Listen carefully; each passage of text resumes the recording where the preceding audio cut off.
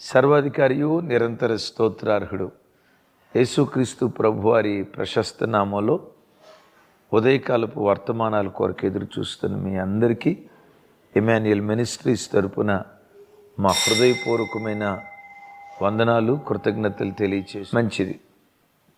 ఓ దివ్యమైన మాట మీతో పంచుకోవాలని పరిశుద్ధాత్మ ప్రేరేపణతో మీ ఎదుటికొచ్చాను. ఇది నా వ్యక్తిగత అనుభవంలో నుండి, వాక్యపు ఆధారంలో నుండి మీతో పంచుకునే మాట. నా జీవితంలోనైనా మీ జీవితంలోనైనా కొన్నిసార్లు మనుషులుగా ఎవరెవరి కొరకు ఎదురు చూస్తాం, నిరీక్షిస్తాం, ఆశ పెట్టుకుంటాం. ఎవరో వస్తారు, ఏదో చేస్తారు అని ఎవరెవరి మీదో నమ్మకం పెట్టుకుంటాం. వాళ్ళు వస్తారు, సహాయం చేస్తారు, వీళ్ళు వస్తారు, నన్ను ఆదుకుంటారు, ఇంకొకళ్ళు వస్తారు, చేయి పట్టుకొని నన్ను పైకి లేవనెత్తుతారు, ఫలానోళ్ళు వస్తారు, నన్ను బలపరుస్తారు, ఇంకొకళ్ళు వస్తారు, నన్ను ఉన్నత స్థితికి తీసుకెళ్తారు అని కృంగిన స్థితిలో, నిస్సహాయ స్థితిలో ఎవరెవరో వస్తారు, ఏదేదో చేస్తారని ఆశ పెట్టుకుంటాం. నిజం చెప్పంటారా? దేవుడు తప్ప నిన్ను లేవనెత్తడానికి మరి ఎవ్వరూ రారు. దేవుడు తప్ప నీ కష్టస్థితిలో, నీ శ్రమలో, నీ అవమానంలో, నీ నిందలో దేవుడు తప్ప తమ్ముడా ఎవరు మన ప్రక్కన నిలవబడరా? తల్లి, చెల్లి, మన ఘనతలో పాలు పంపులు పొందటానికి, మన గౌరవంలో, ఆశీర్వాదంలో పాలిభాగస్తులు అవటానికి కోకొల్లలుగా ప్రజలు వస్తారు. నీ అవమానంలో, నీ నిందలో, నీ శ్రమలో నీ ప్రక్కన నిలవబడి నిన్ను బలపరచడానికి దేవుడు తప్ప మరే దిక్కు లేదు అన్న సంగతి నీవు ఎరుగుదువా? ఎస్, నీ అవమానంలో పాలు పంపులు పొందటానికి ఎవరు వస్తారు? నీ నిందలో, నీ శ్రమలో, నీ తిరస్కారంలో, నీ ఎగతాళిలో, నీ చులకనలో ఎవ్వరూ పాలిభాగస్తులు కారు, దేవుడు తప్ప. దైవజనమ, ఆ మధ్య T20 వరల్డ్ కప్ జరిగింది. మన భారతీయులు గెలిచారు. వారిని ఎదుర్కోవటానికి దేశమే ఎదురులేదండి. చివరికి మన ప్రియతమ భారత ప్రధాని నరేంద్ర మోడీ గారు కూడా వెళ్ళారు.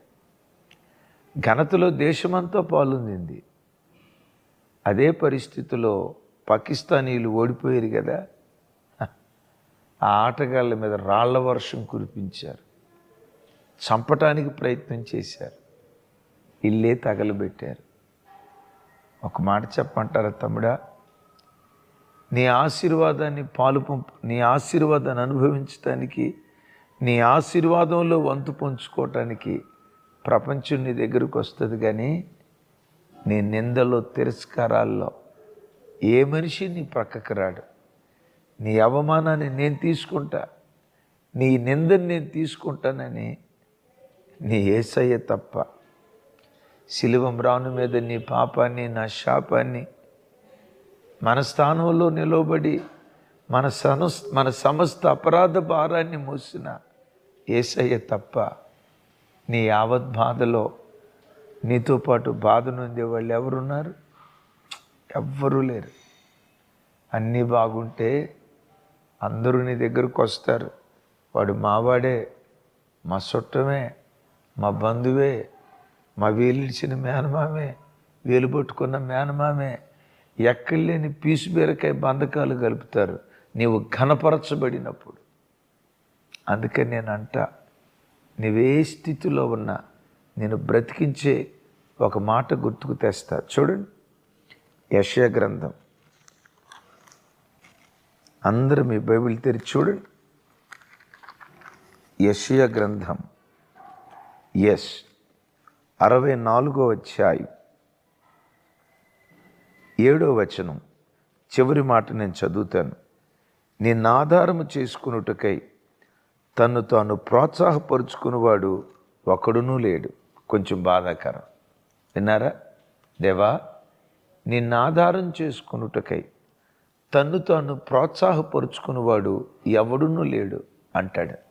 నేనంట, తమ్ముడు, నిన్నెవరో ఇన్స్పైర్ చేయరు, నిన్నెవరో పురికొల్పుకోరు, నిన్నెవరో పురికొల్పరు, నిన్నెవరో బలపరచరు, నిన్నెవరో చేయి పట్టుకొని లేపరు. నిన్ను నీవే ప్రోత్సాహపరుచుకోవాలి, నిన్ను నీవే ఇన్స్పైర్ చేసుకోవాలి. దేని కొరకు?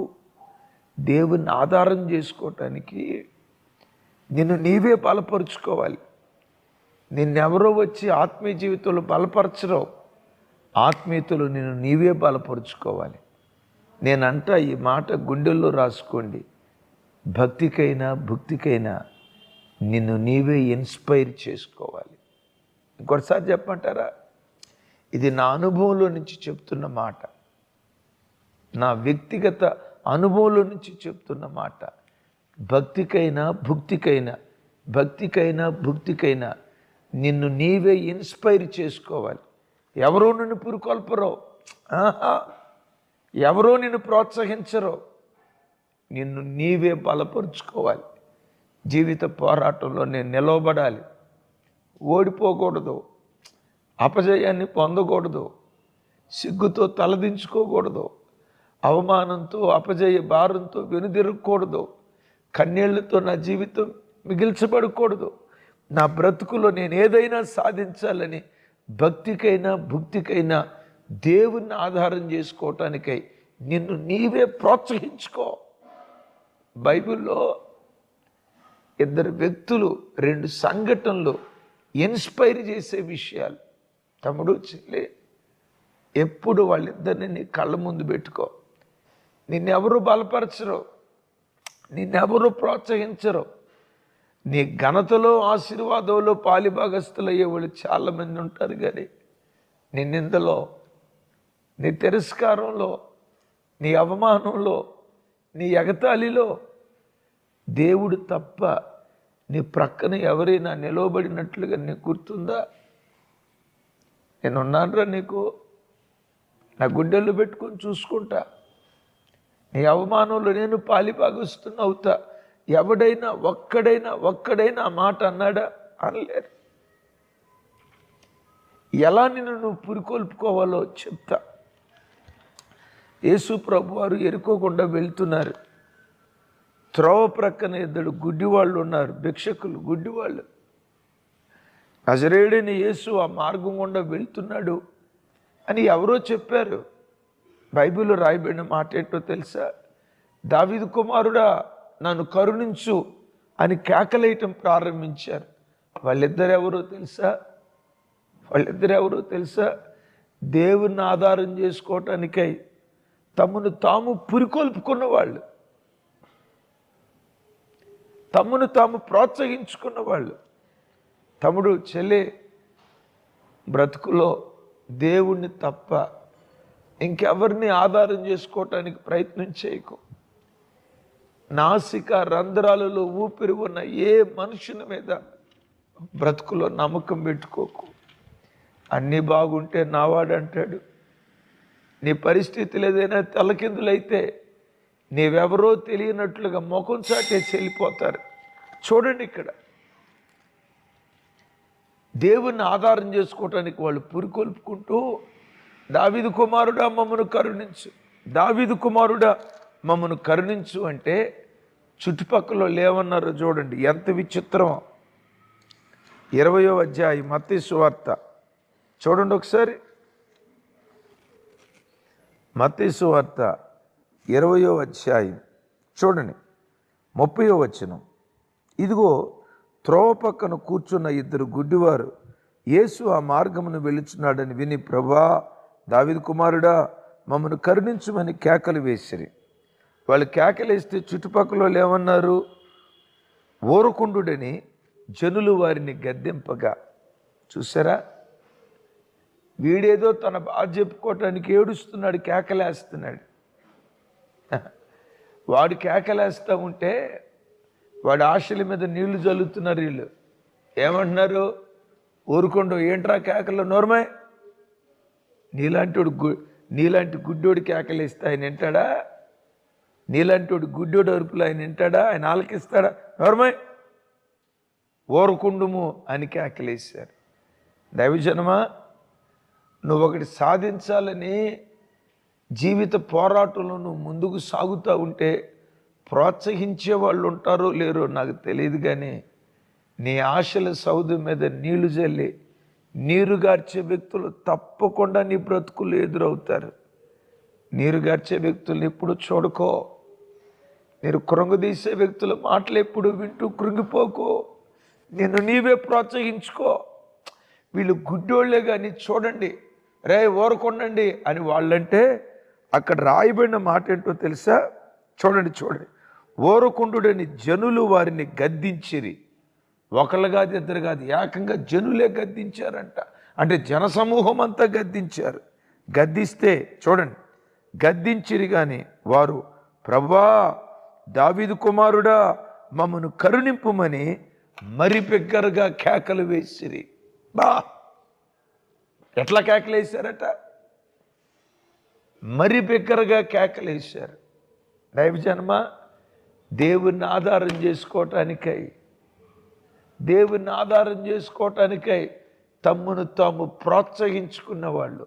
కళ్ళు లేకపోతే ఏమండి, శారీరకంగా గుడ్డి వాళ్ళేమో, మనోనేత్రాలు వెలిగించబడిన వాళ్ళు వీళ్ళు, ఆత్మనేత్రాలు వెలిగించబడిన వాళ్ళు వీళ్ళు. నేనంట, తమ్ముడు, నువ్వు ఒక లక్ష్యం వైపు భక్తిలోనైనా భక్తిలోనైనా ఒక లక్ష్యం వైపు నువ్వు సాగిపోతున్నప్పుడు నీరుగార్చే వ్యక్తులు, నీళ్లు చల్లే వ్యక్తులు బ్రతుకులు ఎదురవుతారు. కృంగిపోకు. తిరస్కారాలు ఎదురవుతాయి, కృంగిపోకు. అవమానాలు ఎదురవుతాయి, కృంగిపోకు. నీలాంటివాడా ఇలాంటి కార్యం చేయగలిగేది? నీలాంటి పనికి మాలిందా, నీలాంటి పనికి మాలినోడా అని విమర్శకులు నిన్ను విమర్శిస్తారు. నేనంట, అప్పుడే మరెక్కువగా పోరాట పటిమతో పోరాడు. ఏదో ఒక రోజు విజేతగా దేవుడు జీవిత పోరాటంలో నిన్ను నిలవబెడతాడు. ఇది నా వ్యక్తిగత అనుభవంలో నుంచి చెప్తున్నా. ఏం చేశారు వాళ్ళు? మరెక్కువగా బిగ్గరగా కేకలేస్తే, వారు మరెక్కువగా బిగ్గరగా కేకలేస్తూ ఉంటే యేసు ప్రభు నిలిచాడట. అద్భుతం. యెహోషువ ప్రార్థన చేస్తే సూర్యచంద్రులు నిలిచారు. ఈ గుడ్డి వాళ్ళు కేకలేస్తే సృష్టికర్తే నిలిచాడు. సృష్టికర్తే. ఈ దేవుడు ఎవరో తెలుసా? నువ్వు పిలవగా నేనున్నానని ప్రత్యుత్తరం ఇచ్చేవాడు. తండ్రి అని నువ్వు మొరపెట్టగా, ఏవి నా కుమారుడా అని ఒక తండ్రిలాగా నీ ప్రక్కనొచ్చి నిలవబడేవాడు. ఈ గుడ్డివారు పిలిస్తే సృష్టికర్త నిలిచాడు. అప్పుడు యేసుప్రభు వాళ్ళని పిలుస్తూ ఉంటే ఈ చుట్టూతో ఉన్న జనులు వాళ్ళతో ఏమన్నారు తెలుసా? ధైర్యం తెచ్చుకోండి, యేసయ్య మిమ్మల్ని పిలుస్తున్నాడు అంటున్నారు. నేనంట, వీళ్ళు చెప్పాలా ధైర్యం తెచ్చుకోమని సపరేట్గా? వాళ్ళకి ఆ ధైర్యం ఉండబట్టే కదా కేకలేసింది. వీళ్ళేదో ధైర్యపరుస్తున్నట్లుగా మాట్లాడుతున్నారు ఇప్పుడు వీళ్ళు. ధైర్యం తెచ్చుకోండి అని. నేను ఇందాక చెప్పే కదా, నీ ఘనతలో పాల్గొనడానికి చాలామంది వస్తారు, కానీ నీ అవమానంలో నిందలో పాల్గొనడానికి ఎవ్వరూ రారు. యోసేపు అవమానాలు పాలైనప్పుడు ఏ అన్నలు తోడుగా ఉన్నారు? ఏ తోబుట్టువులు తోడుగా ఉన్నారు? చెరసాలలో ఒంటరిగా, చెరసాలలో ఐగుప్తు దేశంలో దిక్కు మొక్కు లేనివాడిగా మీరు ఎరుగుదురు కదా. తాను రాజైన తర్వాత చూడండి దైవజన్మ, నీ జీవితంలో కూడా ఎప్పుడు దేవుని ఆధారం చేసుకోవటానికి పురికొల్పుకో. నువ్వు ప్రోత్సహించుకో. ప్రతి క్షణం దేవుడే నాకు ఆధారం, ఆయన ఆధారం చేసుకోవటానికి నన్ను నేను ప్రోత్సహించుకుంటున్నానని భక్తికైనా భుక్తికైనా నీకు నీవే ఇన్స్పైర్ కావాలి. నీకు నీవే ఇన్స్పిరేషన్ నీకు నీవే ఇన్స్పిరేషన్ కావాలి. రైట్. వీళ్ళు బిగ్గరగా కేకలిస్తే సృష్టికర్త నిలిచాడు కదా, పిలిచాడు. వారికి చక్కటి కళ్ళు ఇచ్చాడు, సంపూర్ణ ఆరోగ్యంతో ఉంచాడు. విజయోత్సవంతో వాళ్ళు ఊరేగించబడ్డారు. నీతో ఒక మాట అంట, తమ్ముడు చెల్లి, నా హృదయపు లోతుల నుంచి మీకు చెప్తున్నాను, ప్రార్థన చేసుకోవటానికి నిన్ను నువ్వు పురికొల్పుకో. దేవుని వాక్యం చదవటానికి నిన్ను నువ్వు పురికొల్పుకో. యేసయ్య కొరకు ఒక పరిశుద్ధ జీవితం జీవించటానికి నువ్వు పురికొల్పుకో. ఈ తరపు యోసేపులాగా పవిత్రంగా బ్రతకటానికి, ఈ తరపు దానియేలులాగా ఒక ప్రార్థనా పరుడుగా జీవించటానికి, ఈ తరపు సమూయేలులాగా చుట్టూత భక్తిహీనపు ప్రజలు బ్రతుకుతూ ఉంటే నీ ఒక భక్తిపరుడుగా బ్రతకటానికి నీకెవరూ ఇన్స్పిరేషన్ కాదు, నీకు నీవే ఇన్స్పైర్ అవు. దేవుని ఆధారం చేసుకో. దేవుని ఆధారం చేసుకుని బ్రతకటానికి నిన్ను నీవే ప్రోత్సహించుకుంటూ దేవుని సన్నిధిలో బ్రతుకో. తమ్ముడా, నిన్నెవరో ప్రోత్సహించడం కాదురా చెల్లి, నీకెవరో ఇన్స్పిరేషన్ కాదు, నీవే రాగల తరానికి ఒక ఇన్స్పిరేషన్గా మారాలి. ఒక ఇన్స్పిరేషన్గా నువ్వు మారాలి. అలా మారున్నట్లుగా మనుషులను కాదు, దేవుణ్ణి ఆధారం చేసుకో. దేవుణ్ణి ఆధారం చేసుకోవటానికి నిన్ను నువ్వు పురికొల్పు. జీవిత పోరాటంలో విజేతగా దేవుడు నిన్ను నిలవబెట్టునుగాక. బైబిల్లో ఇంకా అలాంటి భక్తులు చాలామంది ఉన్నారు. క్లుప్త సందేశం కదా, ప్రార్థన చేస్తాను. ఈరోజు ఉదయం 10 గంటలకి చక్కటి దివ్యమైన వర్తమానం తప్పకుండా వినండి. ప్రార్థన. తండ్రి, మీకు స్తోత్రాలు. మా బ్రతుకులో నాయనా మమ్మల్ని మేమే ప్రోత్సహించుకోవాలి. మిమ్మల్ని బట్టి నిన్ను ఆధారం చేసుకోవటానికి ప్రతి క్షణం అయ్యా, ప్రతి క్షణం మమ్మల్ని మేము ప్రోత్సహించుకున్నట్లుగా మమ్మల్ని బలపరచండి. ఈ వాక్యం వింటున్న బిడ్డల్లో ఎవరో వస్తారు, ఏదో చేస్తారు అని నిరీక్షించి కళ్ళు కాయలు కాసేటట్లుగా బ్రతుకులో విసిగిపోయారేమో. దేవా, భక్తికైనా భుక్తికైనా మమ్మల్ని మేమే ఇన్స్పైర్ చేసుకొని నిన్ను ఆధారం చేసుకొని బ్రతుకుట కృప చూపండి. కృంగిన ప్రతి హృదయాన్ని మీరు బ్రతికించుదురుగాక. కృంగిన ప్రతి హృదయాన్ని వాక్యం ద్వారా మీరు లేవనెత్తుదురుగాక.